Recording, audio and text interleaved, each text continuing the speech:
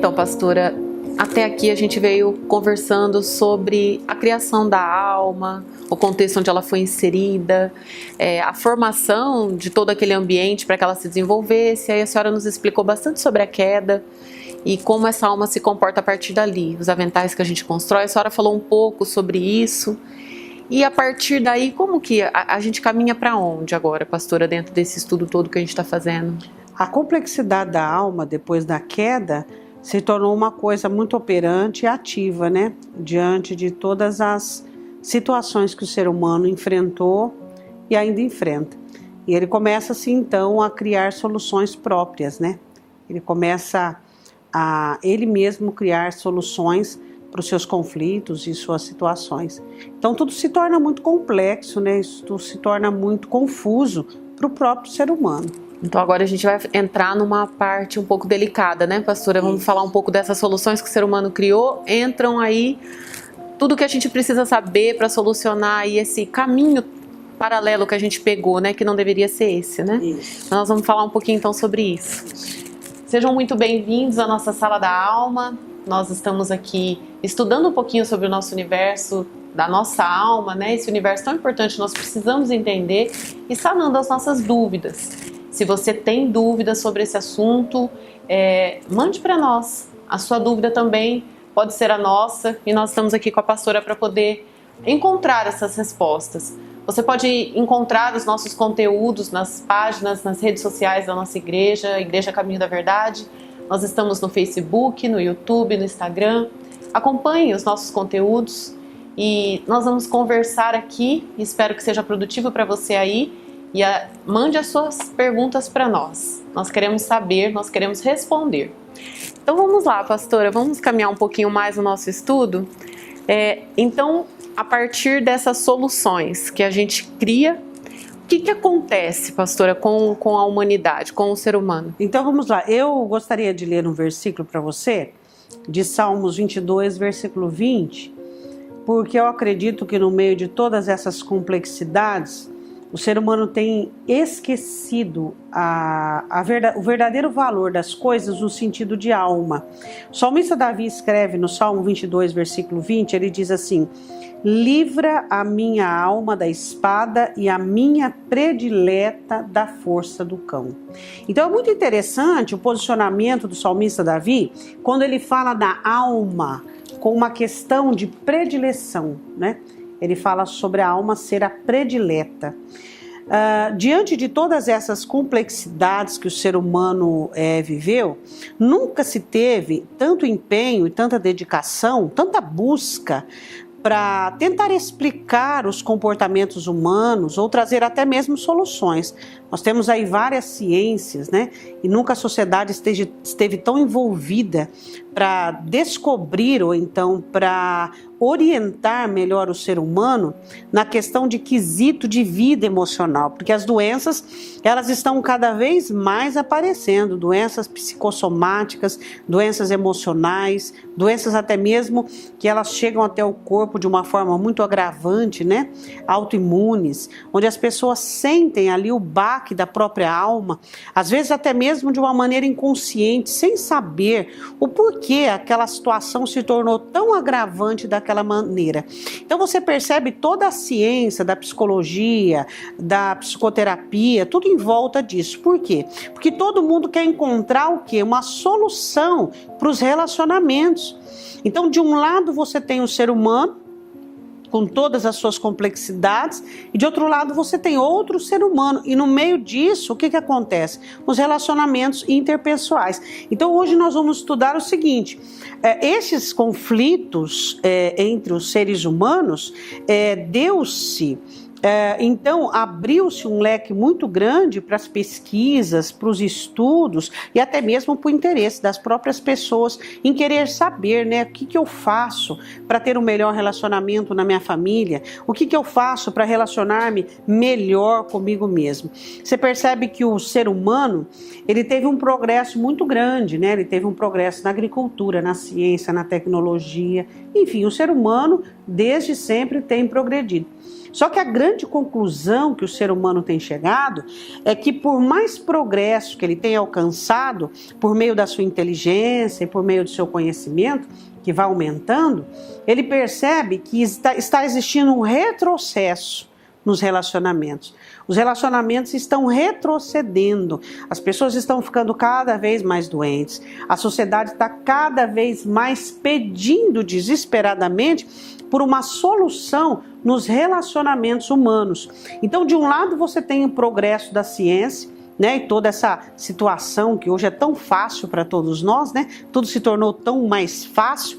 E por outro lado, os relacionamentos se tornaram tudo muito mais difícil, né? Você vê o índice dos divórcios, o índice do suicídio, o índice de casais que moram juntos, mas eles estão juntos por causa de uma combinação, por causa de um mútuo interesse, ou então um interesse diverso, mas um interesse. Então você percebe a infelicidade das pessoas, principalmente nos relacionamentos, né?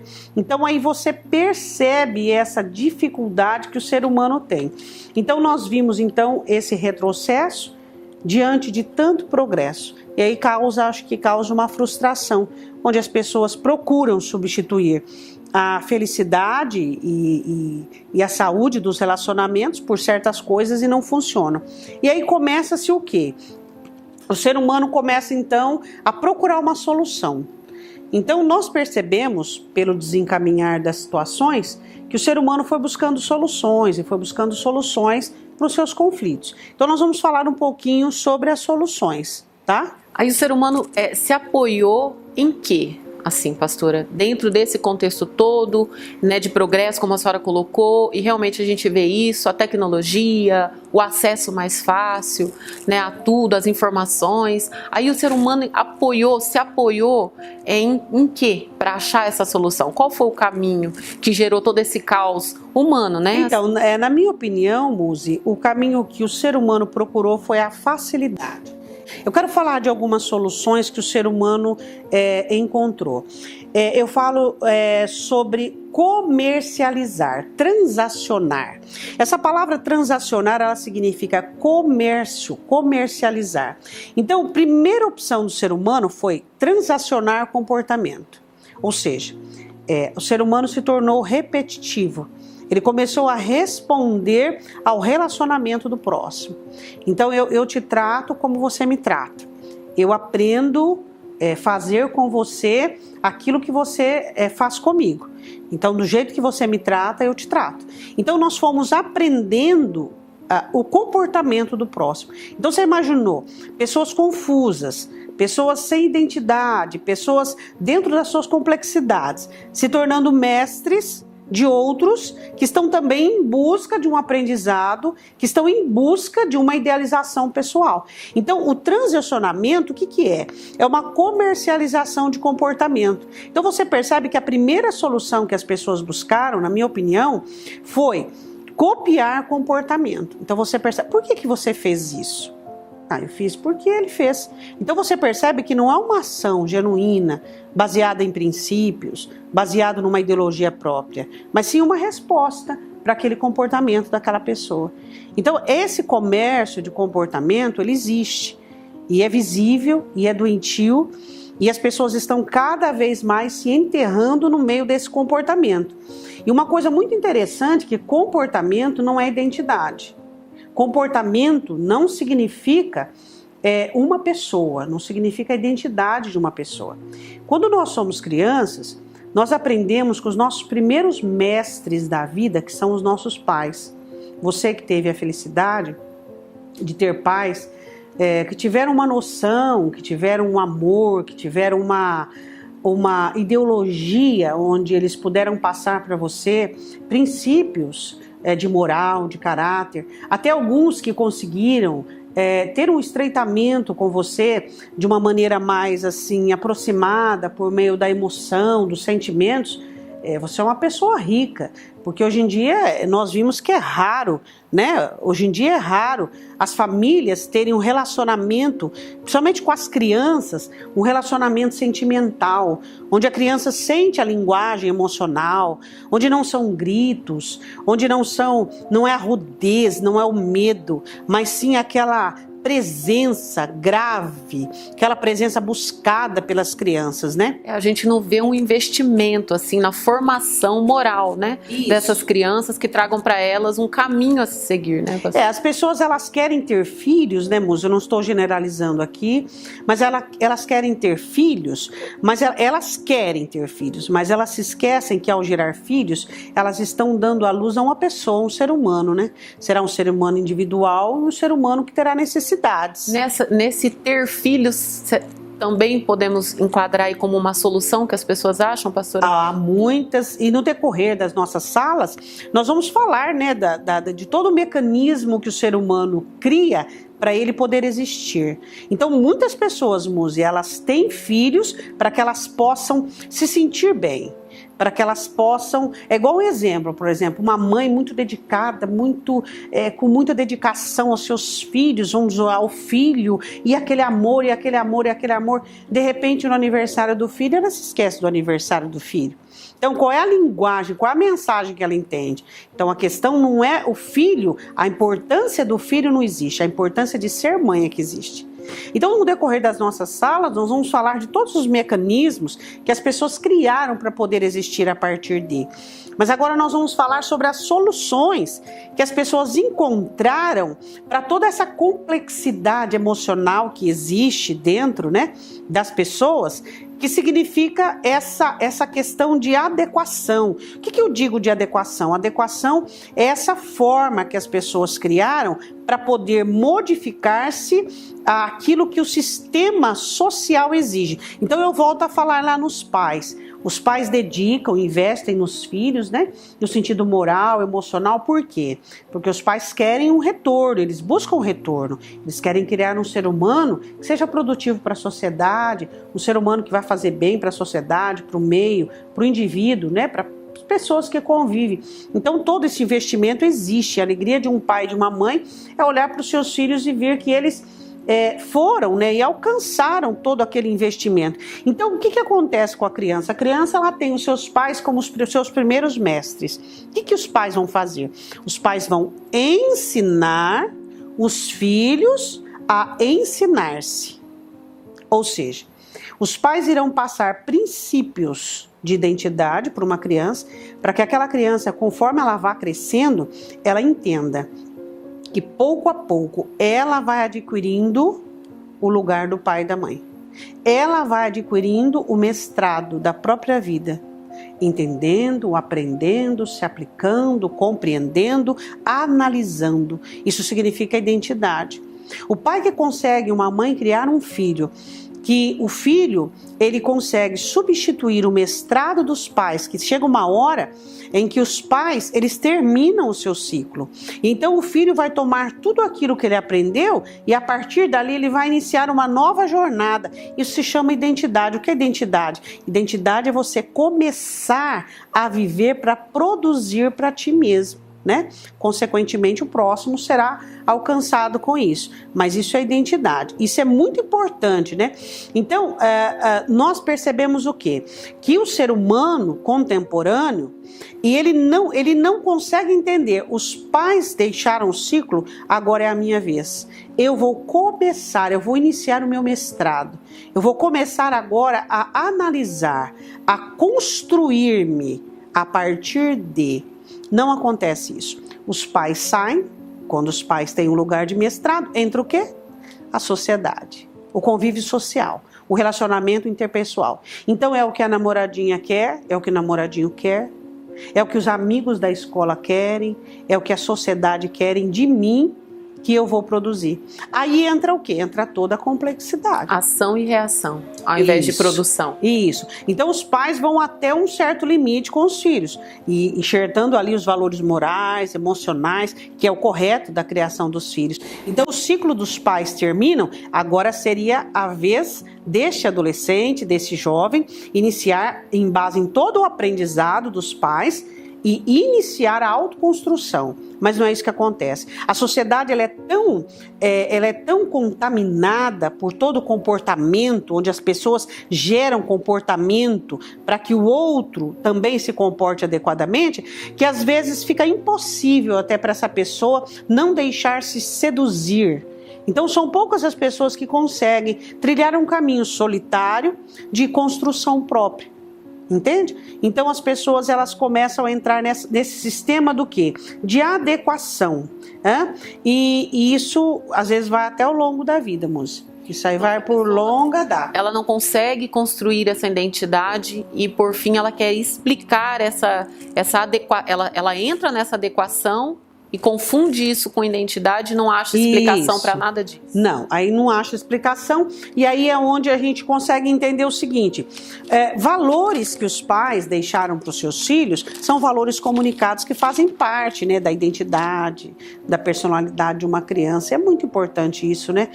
Quando os pais eles investem nos filhos, que os filhos possam manter isso, produzir e a partir disso construir uma identidade, e o pai começa essa construção na criança, onde o jovem adolescente deve continuar a vida toda, né? A gente se constrói a vida toda a gente aprende, a vida toda a gente se conserta, a vida toda. Agora, o grande problema é essa adequação, que faz com que você barra o seu crescimento, você barra a sua maturidade ali. Onde você parou de crescer? Onde você se adequou. Você se adequou à sociedade, deixou a autoconstrução, ali você parou de crescer. Ali é a sua idade emocional qual é? A sua idade emocional é a idade onde você parou de se construir. E como que a gente consegue identificar, assim, pastora, quando eu não estou caminhando na minha identidade mais, eu fugi dela, eu estou me adequando à sociedade? Qual que é assim, como que a gente olha, né, nas nossas ações e percebe isso? Tá. Um sinal muito importante são os conflitos, né? Nós vamos falar na próxima sala sobre a geração de conflitos e vamos iniciar agora. Mas os conflitos, você não saber resolver os seus conflitos, é um grande sinal que você perdeu sua identidade, você não construiu e você está vivendo numa adequação. Então, hoje você vê as pessoas com diversos conflitos, diversas debilidades, então essa é a grande questão. A adequação, que é esse moldar-se para poder satisfazer, aí você poderia me perguntar assim, mas pastora, eu não tenho que ter um bom relacionamento com o meu próximo, eu não tenho que amar o próximo, não diz a Escritura que eu tenho que ser um próximo para alguém? É claro que sim. Né? É claro que sim. Todos nós vivemos em sociedade, todos nós temos que ser bons, todos nós temos que ser bons amigos, bons pais, bons irmãos, todos nós. Mas a grande questão, Musa, é que a adequação, ela não preza esse ser bom e fazer bem. Não. Quando é que eu vou ser um bom próximo para alguém? Quando eu vou produzir para mim. Então, quando eu começo a produzir para mim a minha identidade, selecionando o que eu penso, selecionando o que eu sinto, selecionando, respeitando, né, as minhas limitações e conservando tudo aquilo que eu recebi, jogando fora aquilo que não serve, ou valorizando aquilo que é imprescindível para a minha vida, o que vai acontecer com os meus relacionamentos externos? Serão uma bênção, porque é maravilhoso você conviver com alguém que se cuida.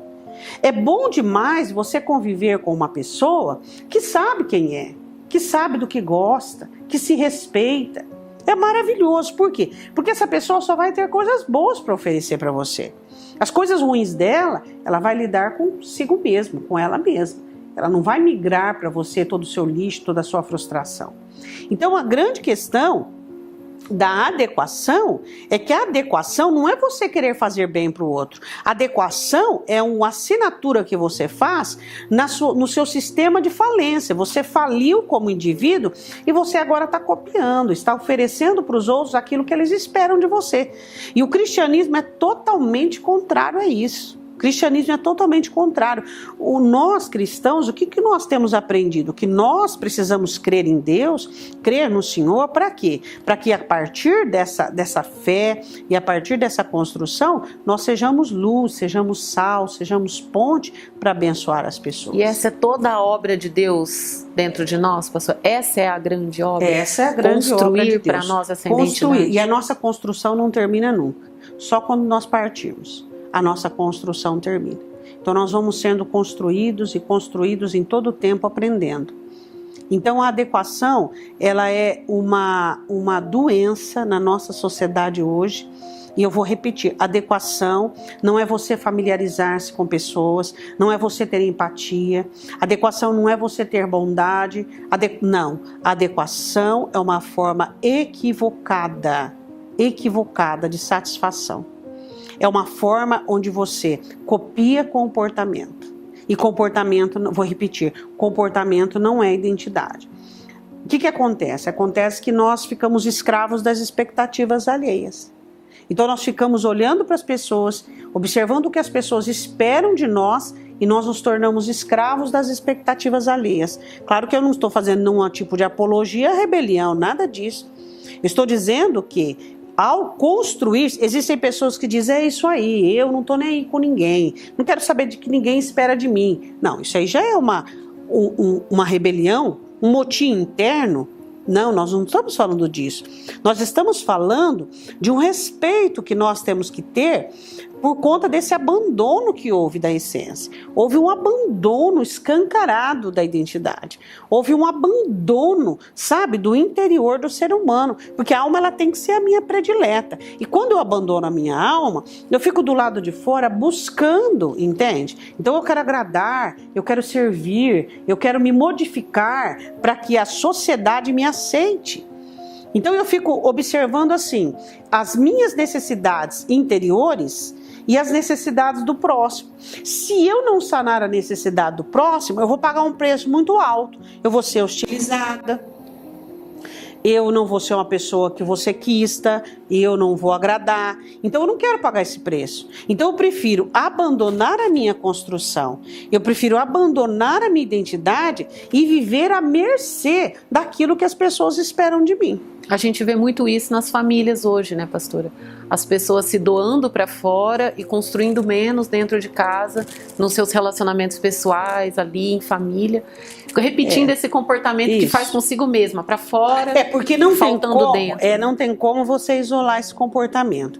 Se uma pessoa começa a partir, ela começa a essa transição de autoabandono para viver externamente, ela vai criar aquela famosa imagem idealizada. Então não tem como existir um isolamento. Em todo lugar, em toda situação, ela vai, na família, pessoal, trabalho, em todo lugar, ela vai criar essa situação.